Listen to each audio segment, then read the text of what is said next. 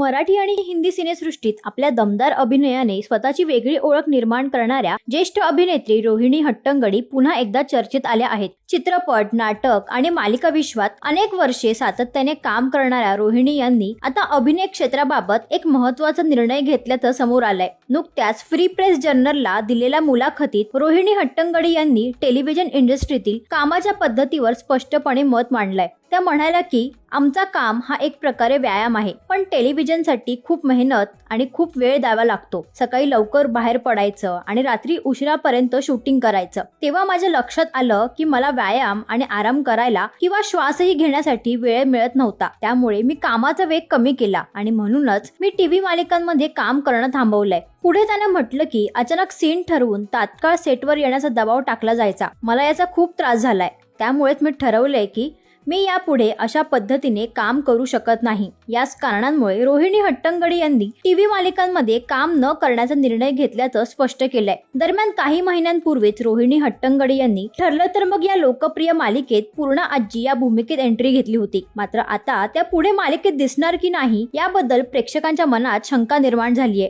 जो रोहिणी हट्टंगडी या भूमिकेत दिसणार नसतील तर पूर्णा आजींच्या भूमिकेसाठी नवीन अभिनेत्री येणार का, असे प्रश्न प्रेक्षकांच्या मनात उपस्थित झालेत। रोहिणी हट्टंगडी यांनी खरंच ठरलं तर मग ही मालिका सोडली आहे का, यावर सध्या चर्चेला उधाण आलंय। रोहिणी हट्टंगडी यांच्या टेलिव्हिजन पासून दूर जाण्याच्या निर्णयाबद्दल तुमचं काय मत आहे हे आम्हाला कमेंट्सद्वारे नक्की कळवा।